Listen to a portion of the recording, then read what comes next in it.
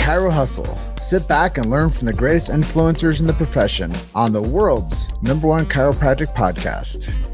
Before we dive into this powerful episode, please remember to subscribe to our channels and to give us a 5-star rating on iTunes to continue hustling. This episode is sponsored by Imaging Services, Chiro Health USA, Chiro Moguls, Pure Chiro Notes, Titronics, Sherman College of Chiropractic, New Patients in a Box, the Influencer Authority Podcast Training, Mango Voice, Life Chiropractic College West, and M-Sculpt. Let's hustle. Hey guys, welcome to episode 502 of the Chiro Hustle podcast. I'm your producer, Luke Millette, and here's your host, James Chester. So today we have the opportunity of interviewing Dr. Joe Esposito. And if you want to hear us tell the story of chiropractic, stay tuned. Welcome back. This is another episode of the Chiro Hustle podcast. It's Joe Esposito today. 502. This is the episode number today. It's been kind of a journey. We were talking about this off camera, how he's been hosting a radio show for 13 years. We're going to talk a lot about marketing and things of that nature as we go through today's interview. But 13 years for Joe working with radio, and 5.5 for us. So yeah, it's a lot of fun, right, Joe? I get so excited every time that light comes on. It says on the air. I just love that. Yeah. Yeah, and I think that there's a lot to be said about branding the profession the right way too, Yes. and sharing the big idea with people. So I'm really looking forward to jumping into this one with you today. But before we get into it, I'm just going to give our big why of Chiro Hustle. Why do we do what we do? We believe in the First Amendment. I think that's so important in today's world. We have to pay attention to that. Freedom of speech is something that makes us very unique as a nation and as a culture. Secondary, medical freedom. I believe that chiropractic has been essential to protect medical freedom across all cultures, and family health freedom. I think chiropractors have stood with that structure for a long time, is making sure families have choice to how they raise their children and how they take care of themselves. So those things are really important for what we do over here at our show. And then we also believe in BJ Palmer Sacred Trust. I love this part of the share when we open, Dr. Joe, because a lot of people have never heard of what the Sacred Trust is, even chiropractors. So I tell them to go and search for it. Like, go to your favorite search engine right now, pause this episode, and go and find BJ Palmer Sacred Trust. You might even search for BJ Palmer's last words. And you're going to know a whole lot more about chiropractic than you previously did. We also support and believe in subluxation-based chiropractic. I know I probably shouldn't have to say that about chiropractic, but I feel it's necessary, so I pack that in there. And then we believe in innate intelligence and universal intelligence, and that's philosophy. And we believe that when man or woman, the physical gets adjusted, it connects them to man or woman, the spiritual. And with that being said, that's our introduction. And now we get to introduce Dr. Joe Esposito. Welcome to the show. I'm so excited to be here. This is awesome. Yeah, I mean, I'm just like the hair on my arms is standing up because I know that we're going to have such an electric interview today. And, I think that the best part for me is to get your story. That's really what like a journalistic approach to podcasting is the story of someone else. Mm-hmm. And then I get a chance to jump in every once in a while and say something that might make sense. So let's jump into your story. How did you become a chiropractor, and what influenced you to jump into this profession? Goes back. My father, January, the year I was born, my father fell off a ladder, broke his back, fractured his skull, went deaf immediately. Now, my mother's pregnant with me. My sister is home, 3 years old. My mother has no skills. Back in the 60s, the women stayed home. It was a very traditional family. Father worked. My father was in a coma, in and out of a coma, full body cast, fractured his back, fractured his skull. And here I was born. And my father was in the hospital when I was born. And so he went deaf immediately. We still to this day don't know why he went deaf. So he didn't have MRIs and all the testing that we have now. I suspect when he fell backwards and busted his head, he shattered the ossicles in his ears. We think that's probably what it was. So my father never heard my voice. He wasn't able to work. We grew up extremely poor. So you can imagine there was no OSHA back then. There was no retraining. He was mobile. He could walk. He wasn't paralyzed, and he could speak. He just lost his hearing. And so it was an interesting growing up because my father was always home all the time. And we grew up again with nothing fancy at all. And my father would always say, Joey, my back hurts. Rub my back, Joey. My back hurts. Rub my back. So as a child, I always rubbed my father's back. Oh, that feels good. Oh, I like that, Joey. So it was immediate positive feedback that my father liked when I rubbed his back. So I was going to become a neurosurgeon. My original plan is to become a neurosurgeon, operate on my father, bring his hearing back. Well, every medical doctor I spoke to, because I played football, I played hockey, so I saw a lot of medical doctors, unfortunately, with fractures and everything. They all said, don't do it. 100% across the board. Don't do it. It's a lot of work. It's bloody. It's malpractice. It's you don't get paid what you deserve. And it just went on and on and on. Now, this is back in the days when doctors actually got paid well and you got dressed up to go to the doctor and put on clean underwear. And one day my grandmother said to me, she says, you should go see my chiropractor. He does something with nerves. Talk about a sentence that was going to change the world. So I walked into a chiropractor's office, had a beard down to here, hair down to my shoulders, 210-pound football player, flannel shirt, black T-shirt underneath, baggy jeans, and work boots. And I walked into this chiropractor's office, and he couldn't have been more welcoming. Nice to meet you. I'm Dr. Such and Such, and he didn't go to Life. He went to New York, and I'm from New Jersey. And he's explaining chiropractic and charts and arrows and diagrams. And I'm like, dude, what are you talking about? And he said, if you need a letter of recommendation, I'll give it to you. And I recommend you go to Life University because it's the best university out there. And again, he didn't go there. And he loved his job. That made the impression on me. All the diagrams and arrows, he loved his job. So I went to another chiropractor's office. Let's see what happened. Same thing. Couldn't have been more welcoming. Come on in. Let me show you around. Introduce me to patients. Introduce me to staff. This is way before HIPAA laws. If you need anything, let me know. I recommend you go to Life. I go to Life. So I had a friend of mine who was actually, I went to undergraduate with, lived down here. I came down, I visited, I walked into Life. I looked around. It was 2 buildings at the time, dirt parking lot. It was a dump. It was 38 years ago. And I said, I think I want to do this because the medical profession wasn't happy with what they were doing. The chiropractors like crazy. I think these guys are nuts. So I said to my mother, I want to be a chiropractor.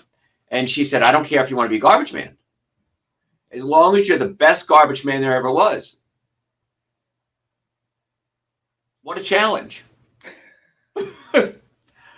So I went ahead and I applied at Life and I got in, of course. It was easy back then. And tuition was $800 a quarter. We lived in an apartment that was $180 for a 3-bedroom apartment. Cockroaches everywhere, brown shag carpet, purple bathroom tiles. The doors didn't lock. It was disgusting. And I was so excited because these people hugged each other and they talked to each other and they supported each other. And I remember one of the teachers even saying, he was a medical doctor. He taught anatomy. And he says, I'm fascinated by you chiropractors.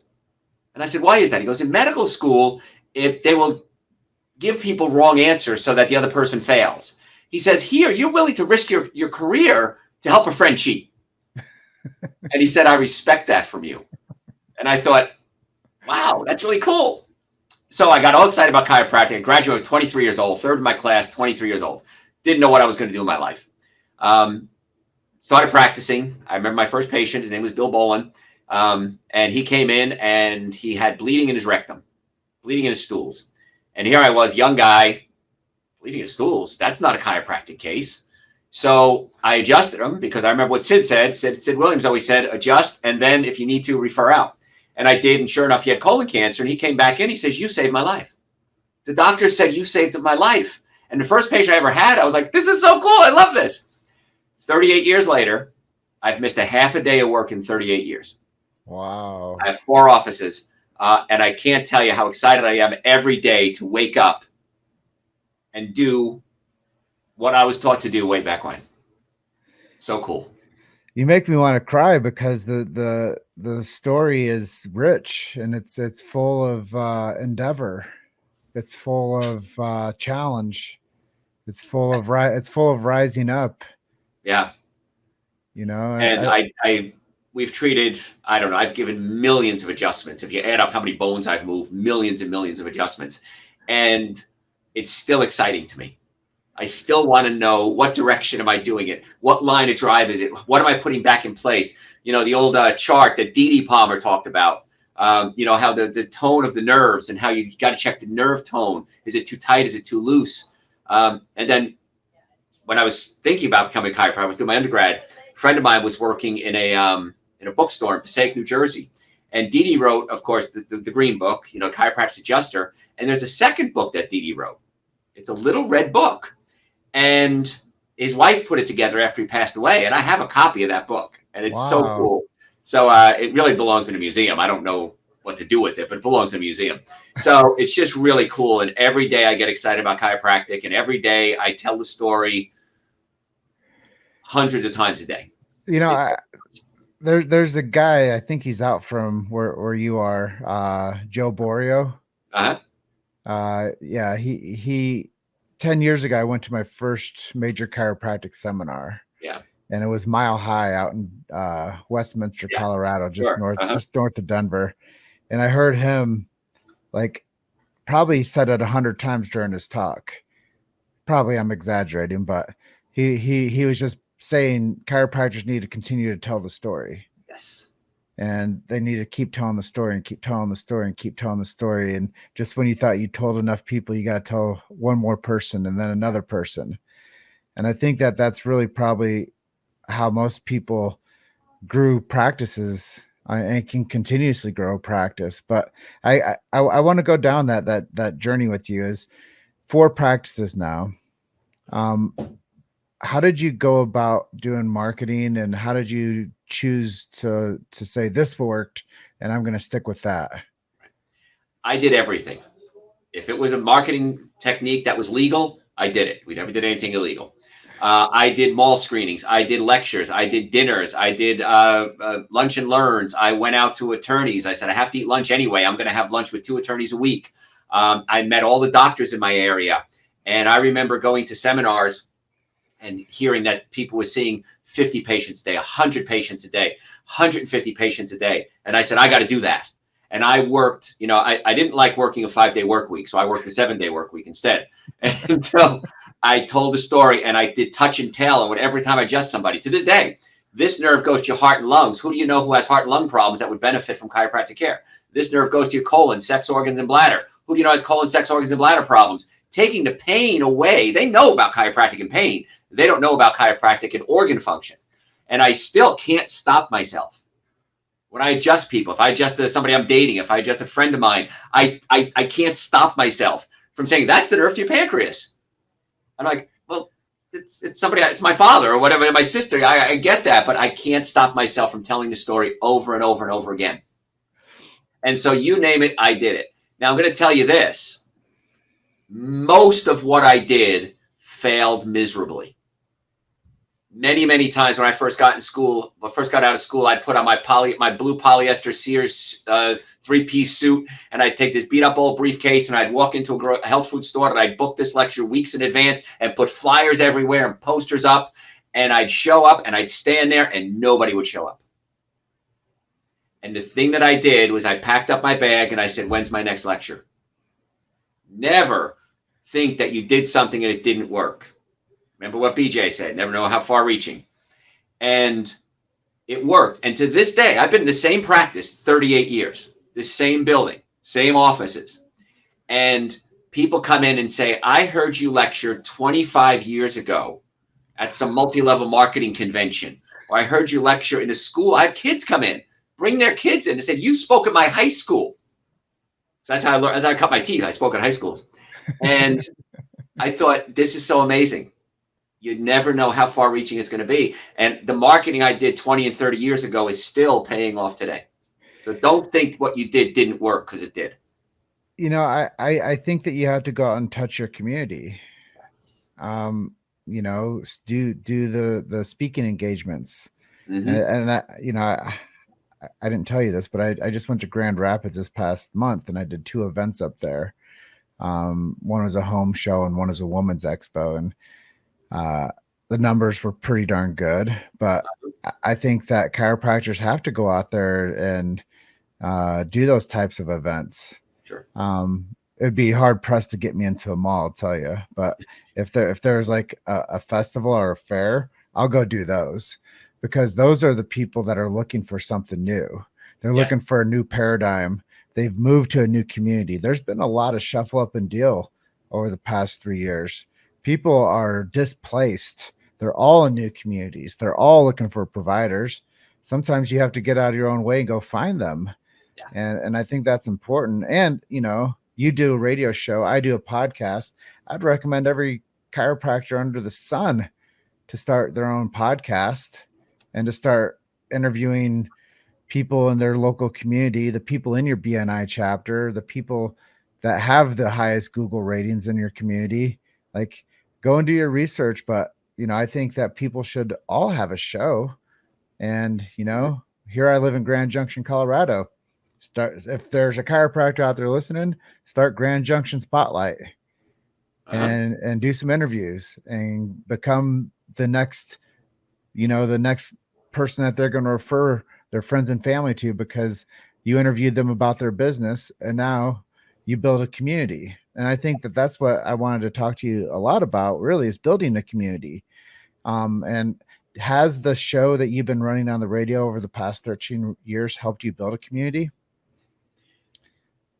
It changed the community everywhere I go. Now, we're on the #1 talk radio station in the country here in Atlanta.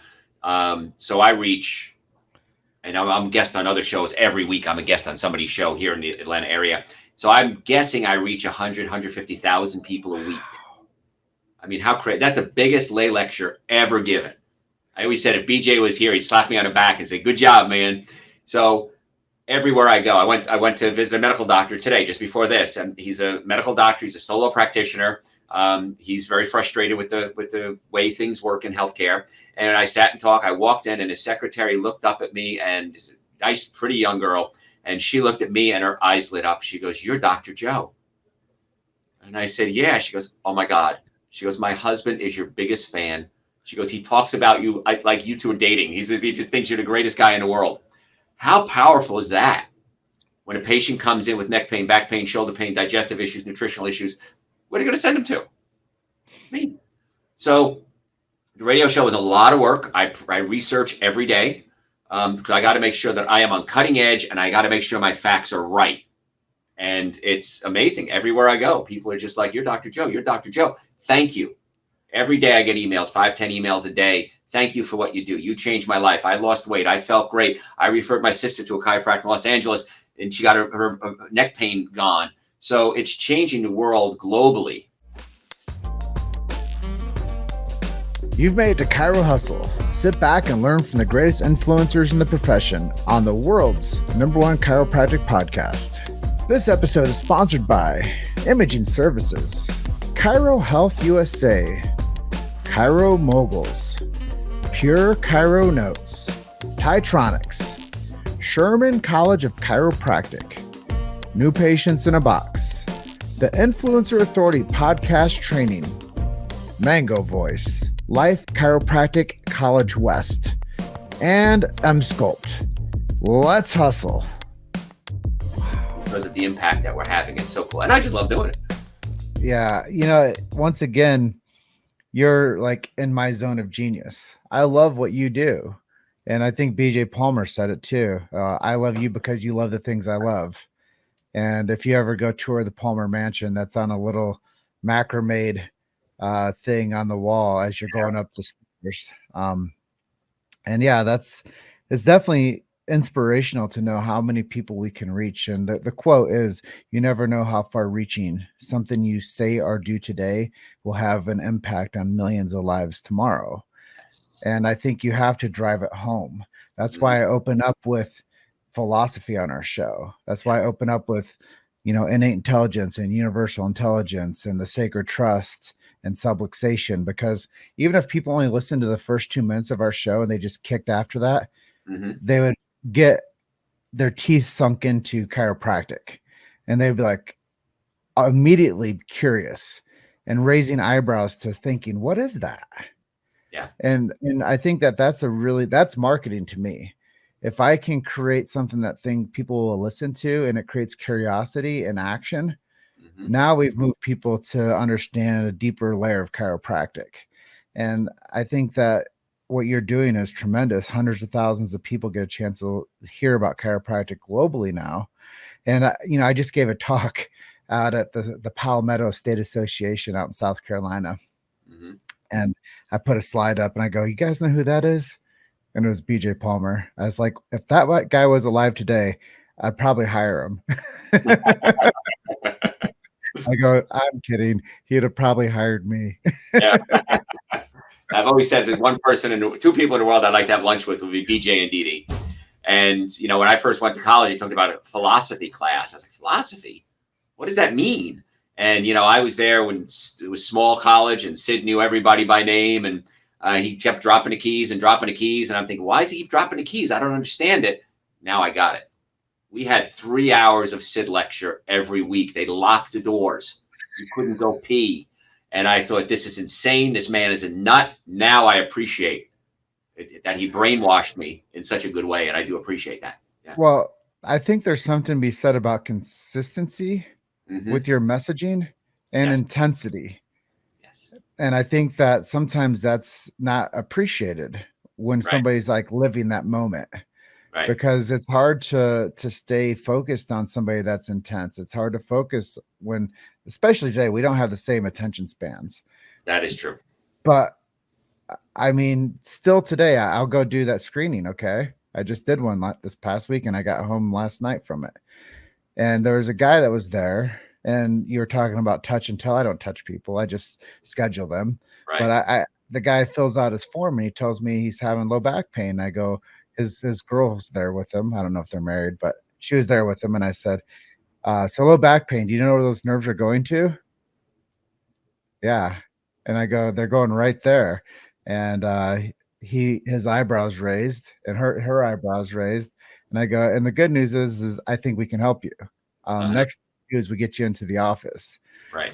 But the transition from not knowing to now understanding became quite clear to this guy. And I think that it's important to tell that story, because if you don't go out there and do that, now this guy might not be able to have a family. Now because of this, we've corrected his low back pain, which corrects his nerve impulse that are going to his reproductive organs. And now the guy might have a better quality of life. And, those are important. Yeah, people come in all the time and they come in for the back pain and then they say, oh, by the way, I do have erectile dysfunction. Oh, by the way, I do have heavy periods. Oh, by the way, I do have terrible gas. I do have hemorrhoids. And I say, now it makes sense. And they do exactly what you just did. Your head starts nodding. As soon as their head starts nodding, they got it. Okay. They got the concept and you can move on. You don't have to oversell them. Okay. Yeah. I've got urinary issues and that's the nerve to my bladder. Fix that nerve. Because otherwise, we're just back pain, we're just aspirin, we're just expensive aspirin. And, we give them a couple of adjustments, they start to feel better. And I tell them, listen, do what I say for 60 days. Make the commitment for 60 days. At the end of 60 days, let's reevaluate and see what we did. And let's see if we need further care or not. I give them a timeline. This isn't forever, but it is forever. They don't know that yet. And they know it's 60 days. And I do nutrition evaluations on every one of my patients as well, because I want to be outstanding. I want to be different than every other healthcare provider out there. Then we talk about digestive system, nerve control digestive system. How many people have acid reflux, heartburn, burping, gas, bloating, diarrhea, constipation? All hands go up. Oh, I didn't know chiropractic can help digestion. I didn't know chiropractic can help reproduction. I didn't know chiropractic can help asthma. I said, well, I can't promise you anything, but I can tell you after 38 years, we've seen some amazing results in cases like yours. We've given them something no one's ever given them, and that's hope. There's a whole presidency that was won on the word hope. Mm-hmm. Yep. And, I think that there's a lot to be said about what chiropractic does. And I really appreciate you communicating with us from that lens. I am curious, though, having 4 offices, how do you help your team stay committed? How do you keep the people that are out there serving your practices, I guess, on fire for the principle of chiropractic? My rule is this: when I hire people, I said I have to meet with you once a week at least. If it's a secretary, if it's a records person, if it's my insurance biller, if it's my doctors, we have to meet at least once a week, one-on-one. And we don't have to talk about serious stuff. You can tell me about your dog. You can tell me about the date you had. You can tell me about whatever your garden. But there's nothing more important than that connection. And you can't do it over Zoom. You can't do it on a meeting. You have to do it one-on-one. And so I meet with my staff on a regular basis, and I discuss with them. And I go over the protocol. I go over the scripting, and I go over and over and over, and then I go over it again. That's really great advice. I'm just kind of share a little bit of idea for people that might be interested too. Like this is just a different layer. It's not so much about keeping in touch with the staff, but it's about relationships. Like you said, you go out to lunch with attorneys. Yes. I think that chiropractors should go out to lunch with area chiropractors in their community. Yes. I think they should find other people to build network with and to build a stronger chiropractic local community. And then you're talking about doing nutrition testing on people. I think it's important to find the 3 T's in someone: thoughts, traumas, and toxins. And if you're following the real triune of health and you're following old school principles of chiropractic, you have to look to all aspects of the subluxation: physical, chemical, and emotional. And you have to start looking to the full body of the patient. And I think it's really important. And that takes me to like building a different layer of community. I would recommend to all people out there listening to our show, go out and build a relationship with the local urgent cares. Because they don't want pain patients. And no, you know what? We'll take them and then turn them into chiropractic patients. Yeah. And they're looking for more of a palliative style of referral. And they don't want to give more pills and potions and lotions. They want to see the people that come in under crisis care not have to go the long road of being sick and constantly being managed. Like they want to see these people go back to a better quality of life. So build a relationship with those groups too. And the other group, I know this is probably like not the most popular group out there. They might be too. I don't know. The Joint. I think I don't give them plugs or anything, but go build a relationship with the local joints and become their referral source, because they get cases all the time that they don't do x-rays. So if you have x-ray units in your office, say, hey, any hot discs that come in, any motor vehicle stuff comes in, here, let's go have lunch. Let's figure out how to make this work. But I want to become your downstream referral source for these cases. Yes. And it also builds the community stronger. And just say that somebody comes in and they're like, I can't afford your care anymore. It's really important to not lose people to not being under principled chiropractic care. And you have to have a referral source for people too. And I think that it's important to have that local community built, whether it's a sports chiropractor, whether it's a pregnancy chiropractor, whether it's an animal adjuster. Like there's types of chiropractic all across the board. And I think when you have a stronger Rolodex and you build your local BNI chapter through your podcast, through going out, taking people to lunch, now you know how to sustainably build a local business. Yes. And it never ends. It's 7 days a week, 24 hours a day. It never ends. Everyone who wouldn't benefit from chiropractic care? No one. So people say, who's your demographic? If you're above ground, you're a demographic for us. And consider that. And don't worry about the people that don't hear the message. They'll hear it eventually. You have to worry about the people that do hear the message. Chiropractic just gets people better faster, whether the practitioner likes to say that we heal symptoms or whatever.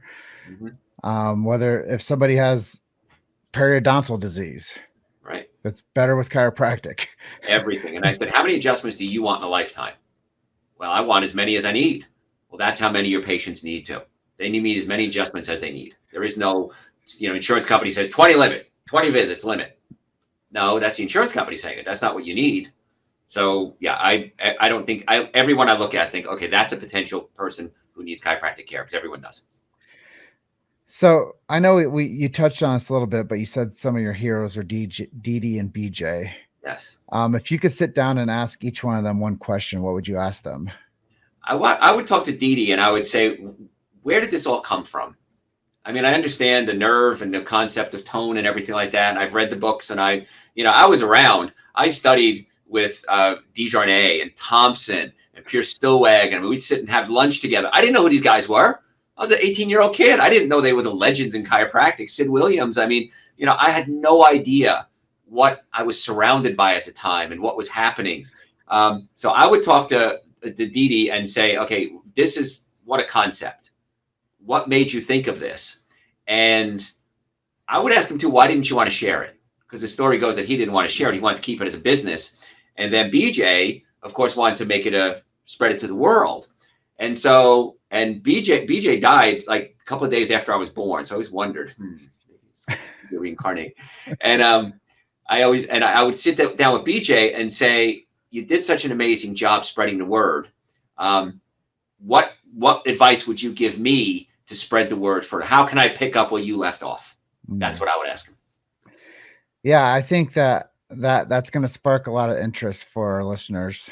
And I really think that it hits home for a lot of people, because I tell the story quite eloquently when people ask me to give them like chiropractic history, how it started, or if somebody asks me like about the professional chiropractic, I think there's always a road that goes back to DD or BJ. And I always tell people that DD Palmer is a magnetic healer. And he found a way that the nerve transmission in a human's body was less than if there was a misalignment in the spine, and that it was greater than if that spine was corrected from that malposition. And he found that the nerve impulse and nerve organs functioned better when they went to the organ tissue and the cells and the glands. So if people had any condition, you start correcting these subluxations, these misalignments, and the body starts regulating properly again because the signals turn back on, and their body just has this innate way of healing. Yes. And then I tell people, if you cut your finger, do you have to tell it to heal? No, it heals naturally because that's what your body's intended to do. And I say that's the same thing that happens in your spine when that's out of alignment. It gets put back into alignment. It just heals naturally, and it's pretty cool. And it works with all other therapies. If somebody's having chemotherapy, if somebody had surgery, if somebody is deaf, the first adjustment, of course, was on a deaf man. So it's an adjunct to everything. There's nobody who wouldn't benefit from what we have. There's a lot of people who wouldn't benefit from taking medication or having surgery. If you need drugs and surgery, absolutely. We have this technology, but who wouldn't benefit from adding chiropractic to it? And in most cases, people don't need further therapies. We should be the portal of entry. I don't know why the insurance companies and everybody else hasn't figured out that we should be the portal of entry and then go from there. We can escalate care from there. But if we're the portal of entry, there's not going to be a whole lot of escalation anymore. Well, we'll just keep our intentions strong with the chiropractic message. And because of the confusion that we're having as to why they don't see it that way, I believe that we're getting closer and closer to them saying, why don't we go a direction of actually keeping people healthy long term, rather than drug patching people and drug carrying people? Les Brown said it best. He's been on our show, and he's like, the reason I love chiropractic is because it doesn't cut it out, it doesn't burn it out, and it doesn't drug it out. Yep, it's so true. And you got to tell people who you are, where you are, and what you do. And that's, people say, well, how do I introduce chiropractic? Who you are, where you are, and what you do. Who you are, where you are, and what you do. Do it over and over and over again. And the word, and as we reach that critical mass, it's going to become a lot easier for all of us. Well, I've really loved the conversation today, Dr. Joe. I am curious. I want to go lightning round, 2 quick questions with you. Go ahead. Tell us a miracle story. Tell me something that you've seen over the course of your career. First one that comes to mind, Mary, many, many years ago, 20, 30 years ago, she came with back pain. She couldn't get pregnant. She told me that after she came in. I said, well, this is the nerve to reproductive organs. I said, so don't be surprised if there's some cool things that happen. So she comes to me a couple of weeks later. Her husband did not want her coming to a chiropractor. They're spending all this money on in vitro fertilization. He didn't care. Her back hurt. Had nothing to do with pregnancy. He didn't want to spend any more money. She comes in. She's sitting on a table one day, and she's glowing. And I said, you look like a woman who's pregnant. She goes, how did you know? I just left the doctor's office. And I guessed. So a couple of days later, she comes in, and she used to crochet and knit, and she crocheted a sweatshirt I said, Dr. Joe got me pregnant. And and that was just I just loved it. And she wore it every day of her pregnancy. But that's one of we don't have enough time to go relive all the miracles, but that's one that I just thought was so funny. So that's Mary. That's cool. I worked in a clinic for 6 years. For people that watch our show, they know that I worked in a chiropractic biophysics office as a traction tech. But one day there was a lady that came in, and the reason I have to say this is because she was pregnant. She was like days from like having baby. And she comes in from a referral recommendation from one of her girlfriends. And she comes in and her baby's breech. And Dr. Mike was trained Webster's. So he turns this baby like from the belly. Yep. And one night we're out at we're just out on the town, and I start talking to this couple, and I was like, this is my friend. I work with him. He's the chiropractor I was telling you about. And I go, and I saw the most amazing thing today. I saw him turn a baby. And like, that's when the lights went off for me, is that chiropractic was much more than the adjustment. Yeah. And understanding that you can help people with not only their pain, but the course of life, the miracle of life. And that's really the most beautiful part about chiropractic, is it's the thing that people never came for that gets improved. Yep. That's the best part of it. Yeah. Mm-hmm. And last question for you. If you're the last chiropractor on earth, does the profession survive? Oh, better than ever. Absolutely. No, there's no question about that. I would bring in other doctors and start teaching them, and I would spread the word, and I do exactly what I'm doing right now. And it's growing because of what we're doing now. And there's no reason why we wouldn't just pick it back up where it left off. Awesome. And if people want to connect with you or learn more about you, where can we send them to? Website is real simple, drjoe.com, drjoe.com. We post every day on social media. So follow us on social media at Dr. Joe Esposito, all one word, at Dr. Joe Esposito. And if you want to reach me, send me an email through the website, drjoe.com. Well, that was great. I appreciate you being our guest today. You're episode 502. Yes. Is there anything I didn't ask you that you'd like to share with our audience before we call it a day? No, if you have questions, folks, let me know. I share a driveway with Life University. I mean, I built my practice. I packed a bag. I walked a few feet, built a practice. I've been here ever since. I literally share a driveway with Life University. So when you talk about competition, there is no competition. Okay, I've never taken a patient from Life University, and Life University has never taken a patient from me. So we can be this close, literally this close, and still there's plenty of patients to go around. I love that message. Sometimes I have to write faster than you talk. All right. So with that being said, I appreciate you being on with us today. And I'm going to close out by telling everyone, you're just one story away. Keep hustling. I'll see you guys on the next episode. Thanks, guys. Thank you. Thanks for listening to Chiro Hustle. Don't forget to subscribe and check back next week to continue hustling.